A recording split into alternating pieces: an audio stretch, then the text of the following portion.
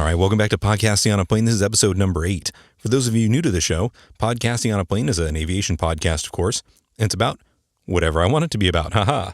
No, I'm kidding. This podcast is a place to go for aviation backstory. I get to work in one of the coolest behind-the-scenes jobs out there, air traffic control, of course, and I love to bring you insight into both that and really any part of this thing we call aviation. Hopefully, you can then use that information to make your way in this crazy industry. This podcast isn't really a news-based podcast, but this time it's going to sound a little bit like one. And that's because recently I found a few really good opportunities to follow up on stuff from previous episodes. But before we do that, I want to let you guys know I made some big changes on the website. I still, of course, want to do a lot more with it, but go check out the new version. It's much improved. And also, I want to do a couple thank yous. The first one goes to a guy named Derek Thomas. Derek has the somewhat dubious honor of being the first patron on our Patreon site. Jake Hanner also recently became a patron, and he had a great suggestion for an interview that we may get to in a future episode. So, a heartfelt thanks to both of you for your support of the show. So I was at a dinner presentation last week, and both Jeff and Steve from the last episode were in attendance as well. They both were quick to tell me that they had a ton of positive feedback about what they had to say. So thanks again to those two guys for sharing their viewpoints last time. Soon after that, and with timing I couldn't even plan if I tried, I had an experience at the tower that fell right in line with what those guys were talking about. I had a session the other day, and I was working local control, which for those of you not familiar with the term, actually local control is what you'd call the tower position when you're in contact with ATC. Ground is ground, clearance is clearance, but for whatever reason, we call the tower positions local controls. Anyway, I was working a news helicopter hovering just outside my delta. Now, this is common, and we work police, news, medevac helicopters all day long, so I didn't really think anything of it. It turns out they were filming a story on a beached whale. Okay, interesting enough, but what does that have to do with drones? Well, the newscopter pilots were kind enough to inform me that they had spotted no less than 3 drones in their immediate vicinity, and they were all trying to get their look at this poor whale. Now, it doesn't really seem like the drones are breaking any rules, but it sure was uncomfortable for the helicopter pilots. Here's the big problem, though. During a typical afternoon, the shoreline is jam-packed with sightseeing flights and helicopter training, banner tows, and apparently now drones, too. I had several more aircraft transition right through that area, and I was happy to be able to give each of them an advisory to look out for drones in that area. I'm sure that's something they were not expecting to see. So it seems like the see and avoid principle has really taken on new meaning for all pilots. And luckily the drones are typically, and I emphasize the word typically, found at lower altitudes where you might actually expect more traffic conflicts and be more vigilant for them. But that doesn't in any way mean that the drones won't be found up higher. And as a matter of fact, on the last episode of Airline Pilot Guy, Captain Nick was telling a story about how he saw what might have been a drone up at nearly 16,000 feet. And speaking of APG, actually, we got mentioned over there again, and it was very nice to hear, except it was kind of bittersweet, because it was in the context of Captain Jeff's semi-negative memories of Southern California. I hate Southern California. I hate Southern California. I hate Southern California. Ouch. That was pretty rough, Captain Jeff. Man, what do I even say to that? Sorry, wrong song. Yeah, there we go. Okay. I obviously ripped that audio from the podcast and took it completely out of context. Here's what Captain Jeff actually said. Well, it's your happy hunting ground, isn't it, California? Well, yeah, I grew up in Southern California, but I lived a few years up in Northern California and actually prefer Northern California. Oh. Myself had relatives that have lived up there for quite some time. And I just, I love the climate up there and just a lot of things about Northern California I love. Not to say, those of you listening right now in Southern California, that I hate Southern California. I didn't say that. I just prefer Northern California. Now, I think I've been crossed off. Let's see, Yes. Brandon Gonzalez's list. I'll probably never hear from him again. You know, the guy that Podcasting from a Plane podcast. Hey, at least I put another plug in for you. You know, you can't argue. You can't be mad at me for that.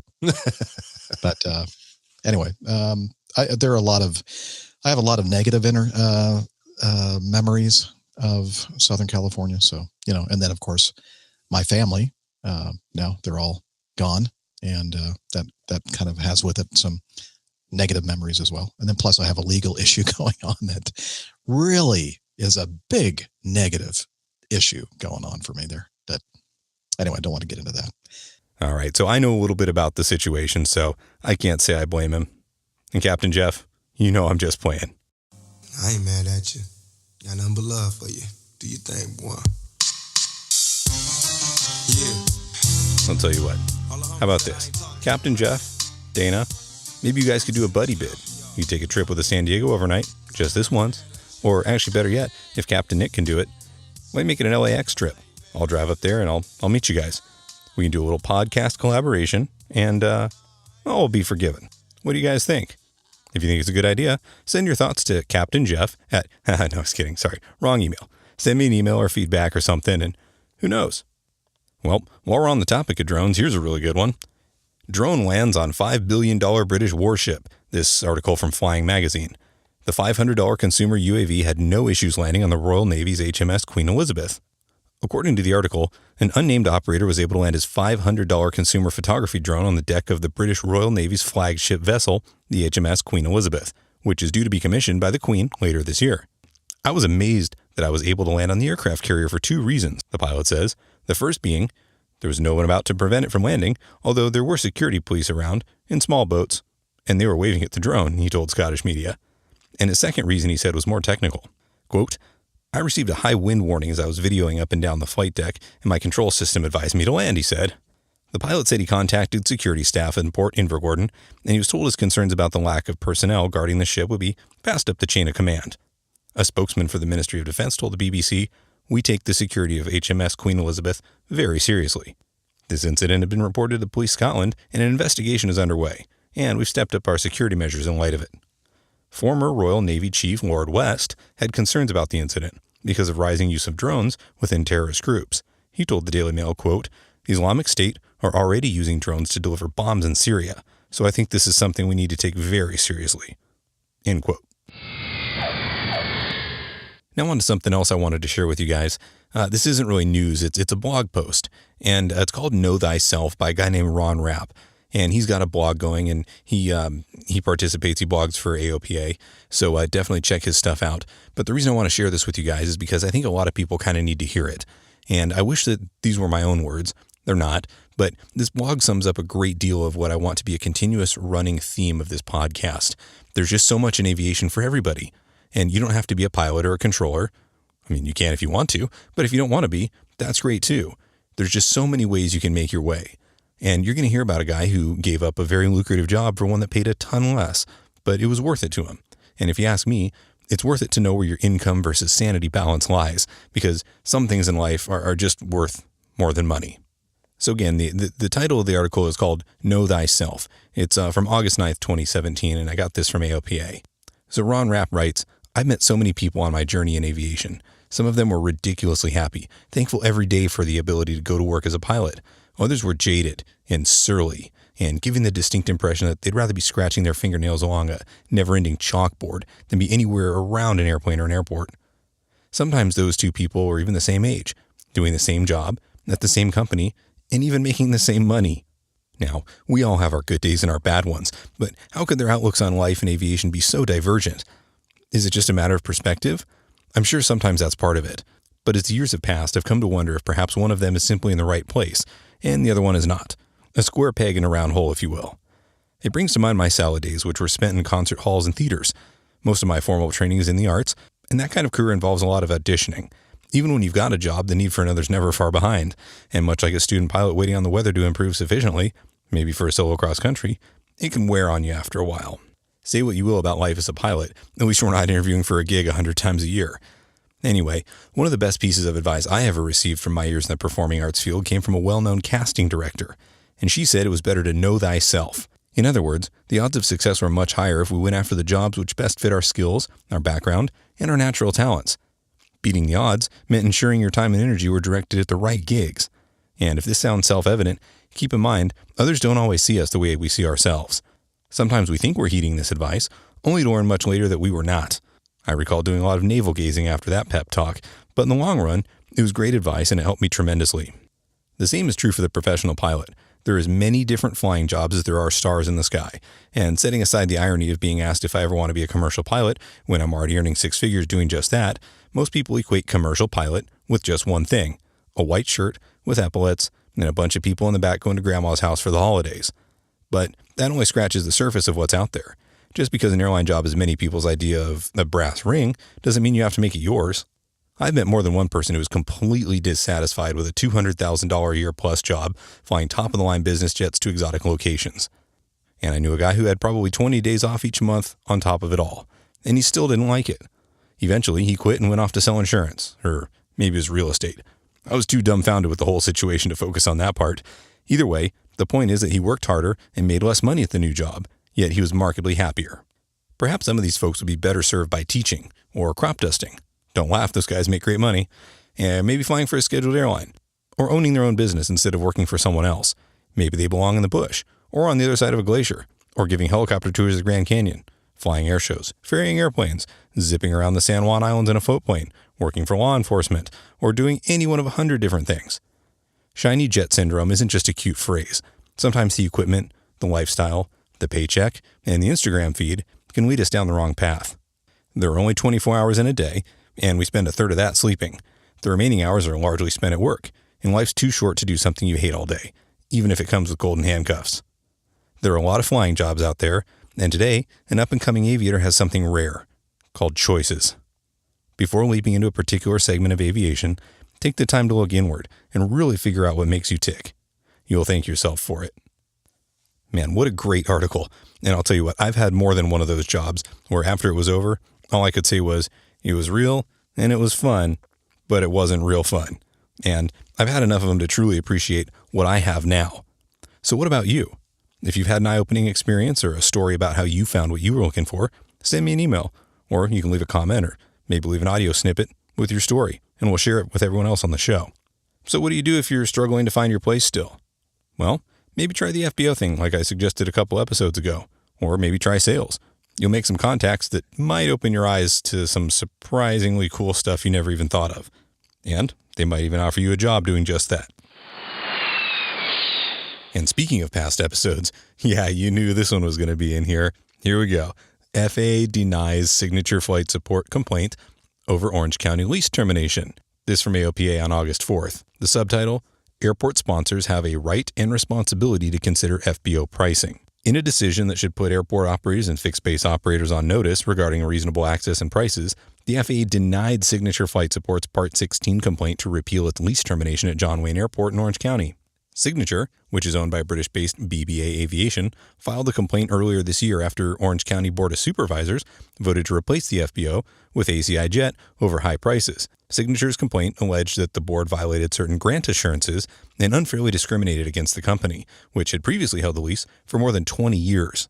The FAA wrote in its July 21st decision that airport sponsors like Orange County have both a right and a responsibility to consider pricing in FBO selection, end quote. AOPA General Counsel Ken Mead said, quote, "This is an important decision because it sends a direct message to communities across America that airport sponsors have both a right and a responsibility to ensure fair, reasonable, and non-discriminatory pricing by FBOs. This is what Orange County is doing, and AOPA applauds their effort," end quote. In May, AOPA President Mark Baker praised the Orange County Board of Supervisors in a letter for taking steps to prevent crippling and excessive fuel prices at the airport. Baker went on to say that the John Wayne Airport was among the most complained about airports in AOPA's national inquiry into egregious pricing at certain FBOs. The inquiry has brought in more than 600 complaints, and AOPA has already spoken out about FBO prices in Heber City, Utah, and Jackson Hole, Wyoming, as well as Orange County, California. AOPA encourages pilots to submit reports about egregious FBO prices, and we'll have a link for that in the show notes. In California alone, AOPA has more than 32,000 members, and general aviation contributes almost 140,000 jobs and $30.2 billion in output to the state. This economic engine relies on access, and FBOs with egregious prices adversely affect operations. Signature also sued Orange County in Superior Court, and despite the FAA denial, Signature says it will continue to pursue legal action to recover its position as an FBO at John Wayne Airport. So it's no surprise that AOPA feels that way, and as a general aviation pilot myself, I applaud their effort in trying to keep things at least reasonable for us GA guys. Now, speaking of GA guys, Robert Goyer, you're going to know that name if you read anything in aviation, particularly magazines, and he has a column, this one called Going Direct, and this particular column was called Hitting Back Against Outrageous Fuel Prices. The subtext is AOPA aims to fight the good fight, and we're behind them all the way. But here's why we're not holding our breath. Goyer says in his article, "We all have our occasional disagreements, but, as is usually the case, AOPA's Mark Baker is hitting the nail on the head with his organization's efforts to slow down questionable fuel pricing practices at airports that get a heavy volume of business jet traffic. AOPA is not calling the pricing predatory, but in some cases it certainly pushes that limit. As part of the initiative last month, AOPA reached out to the airport board in Jackson Hole and asked members to allow a new FBO on the field called the Wyoming Jet Center, which has filed an application to do business there. The current sole provider of fuel is the single FBO on the field, Jackson Hole Aviation, which is currently charging $6.74 per gallon of Jet A and $5.99 for 100 low lead. It's a great idea, but unfortunately, a monopoly on business, or something resembling that, isn't required to achieve excessively high fuel pricing. AOPA asked members to reach out to them with other examples of airports where fuel pricing is way too high. So here's my vote. My hometown airport, Austin Bergstrom, KAUS, which is not where I keep my plane. A little backstory. In 1999, when the city of Austin closed the downtown Austin Mueller Airport and relocated everything to the former Bergstrom Air Force Base just south of town, the idea that helped pave the way for the move, over the fierce resistance of the GA community, was that the new city airport would be GA friendly. As with so many election promises, that pledge turned out to be vaporware. The new Austin Bergstrom featured a limited number of expensive T-hangars, 2 FBOs, Signature, and what today is Atlantic, and there's a small flying club on the field, a pilot shop, and a flight school. But the kind of vibrant and welcoming GA community that Mueller supported is nowhere to be found. Today, some 18 years after the fact, the light GA picture at Austin remains a sad sight. There are 2 FBOs selling fuel, Signature Flight Support and Atlantic Aviation. You can get 100 low lead at Signature, whereas of this writing, the cost of avgas is $6.70. But if you're looking for a bargain, you can always opt for the cheap fuel over at Atlantic, which comes in at only $6.62 per gallon. And if that's too steep for you, you can always forego gas. But that turns out to be no bargain either. The ramp fee at Atlantic, if you stay for more than a quick turn and a piston single, mind you, is a whopping $55, which apparently includes the $15 security fee. And that really raises the price of the brisket over at the Salt Lick. At Signature, the handling fee is just $30 with a $5 ramp fee. A real bargain. Both FBOs waive part of the fee, of course, if you buy a certain amount of their really expensive avgas, but the takeaway? They don't really want you there.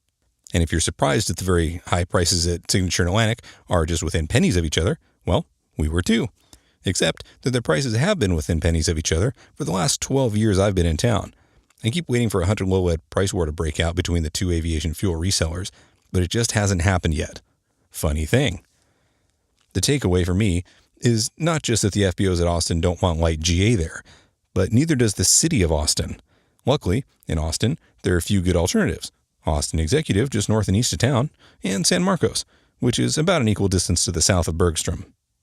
Operators at both airports are aggressively GA friendly, and the business there shows it. There's reasonably priced gas at both places, along with flying clubs, aircraft rental, flight instruction, aircraft services, and more. It's where I go, except when I have to go to KAUS, which is typically only when someone with much deeper pockets than I have wants to meet there and buy the really expensive fuel on someone else's dime.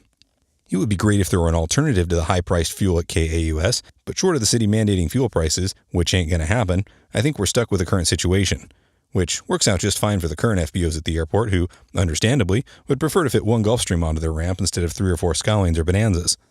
At a municipal airport, though, it seems as though the public space should make room for more than just the wealthiest customers. Just saying. And again, that article by Robert Goyer, a very well-known aviation writer, magazine editor, and GA advocate. This next story I'm sharing with you guys because I can't resist. Now, we've talked several times about how I'm not really going to sit here and talk about ATC privatization time and time again because I don't really feel it's appropriate for me to do so. But this one I just couldn't resist because, again, it's hilarious. The article is from AOPA, of course, and it's called Get Your ATC Privatization Checklist. Mayday, mayday, mayday. Congress is pushing ATC privatization. Grab your emergency checklist. The article reads, most pilots will never face a real in-flight emergency, but they still train for them and develop procedures to deal with potentially dangerous situations. Engine fire, cabin fire, inadvertent icing. No matter what the scenario, pilots always rely on the checklist. Today, the general aviation community is facing a new type of emergency in the name of air traffic control privatization. And don't worry, AOPA has developed an emergency checklist, and they sure have. Take a look at the show notes for the picture. It looks just like a real checklist. AOPA now offers an ATC checklist outlining reasons to support the modernization of ATC while still opposing ATC privatization. I'll have a link in the show notes to download the privatization emergency checklist, of course. AOPA now offers an ATC checklist outlining reasons to support modernization of ATC while still opposing ATC privatization. Congress will be considering a vote this September on the 21st Century Air AIRR Act, which is H.R. 2997. This would remove ATC from the FAA and hand control of our skies to the airlines. AOPA's checklist addresses both criticisms of the proposal and recommended policies to improve ATC. One side of the checklist points out the flaws of this so-called privatization. Max Sawicki, an economist with the Economic Policy Institute, wrote that in the legislation, quote, there are no entrepreneurs, no competition, and no prices, end quote.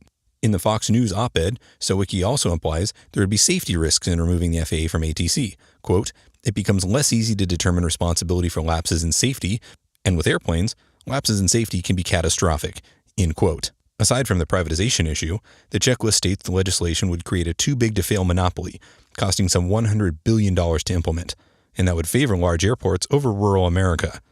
Additionally, putting airlines in control of the skies to improve situations is laughable, as nearly every airline has gone bankrupt. Airlines are responsible for 50% of flight delays and are behind in equipping aircraft with modern technology.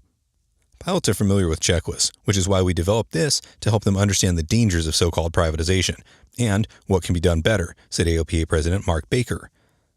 One pilot who has a good grasp on checklists is, of course, Chesley Sully Sullenberger, known for the most spectacular water landing of all time.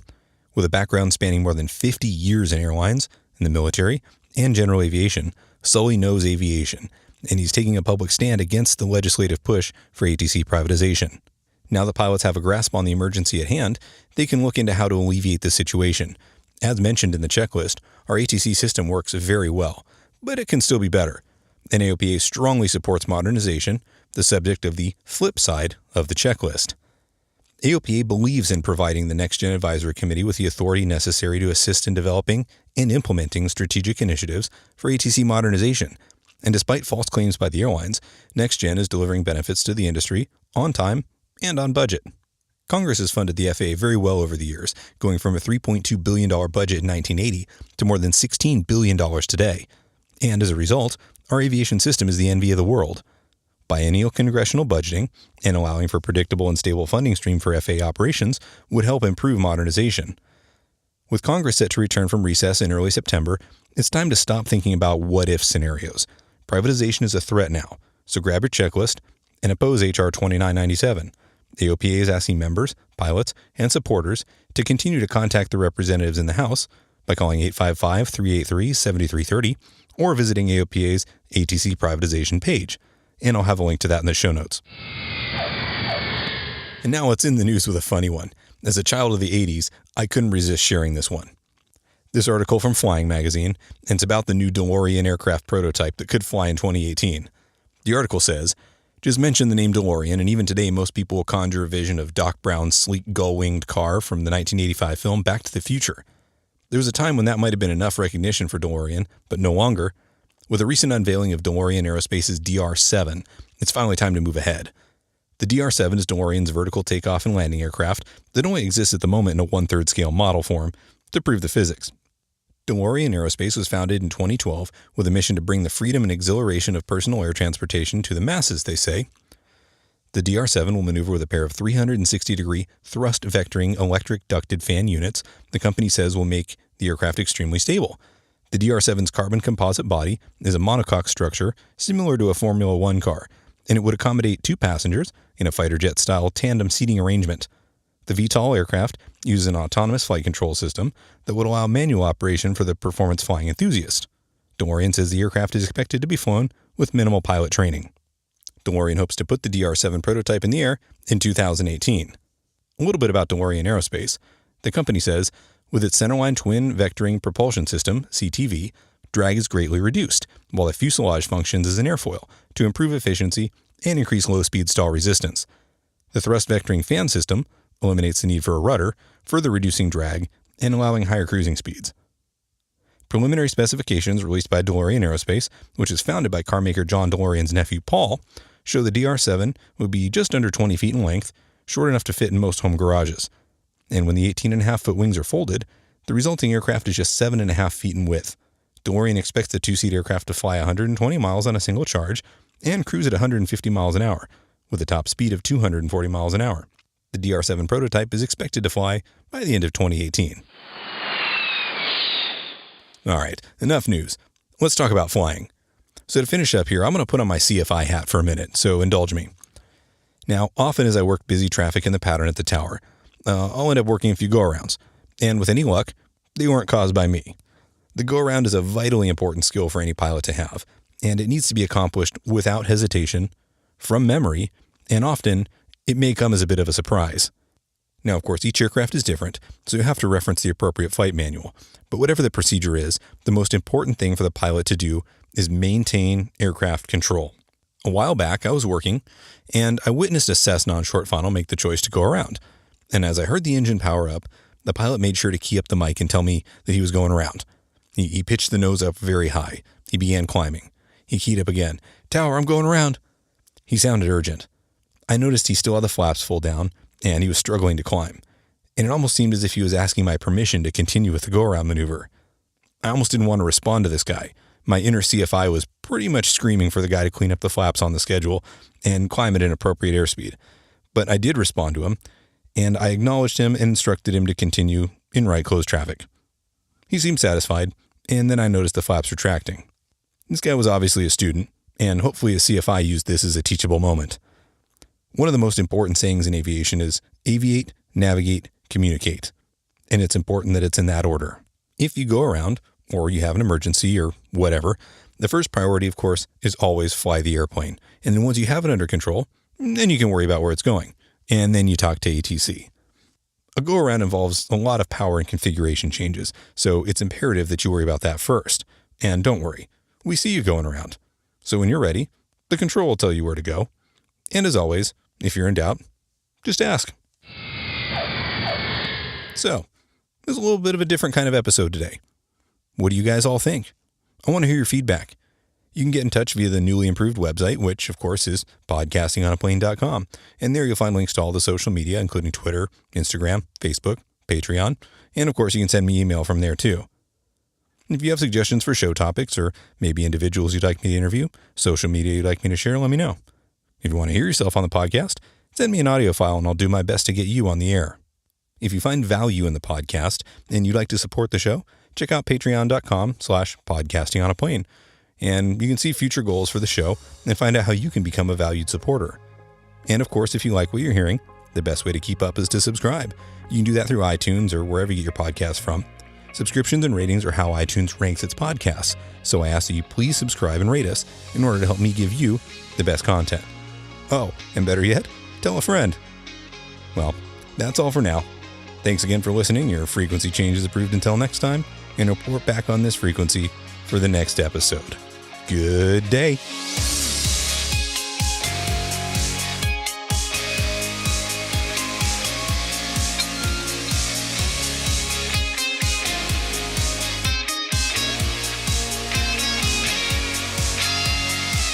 The Podcasting on a Plane podcast is presented for entertainment purposes only. My comments and those of my guests, the website's content, and any of the social media, etc. are not part of my official responsibility as a controller or an FAA employee.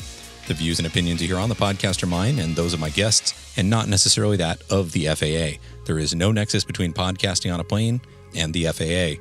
Also, while I am a CFI, I'm not your CFI. Nor am I your mechanic, your doctor, your shrink, or your spouse. This podcast is presented for entertainment, camaraderie, and fun, but is in no way, shape, or form professional advice. It's not legal counsel, and it's definitely not flight instruction. If you are in need of professional advice, get some from somewhere more appropriate than a podcast, no matter how good this one may be.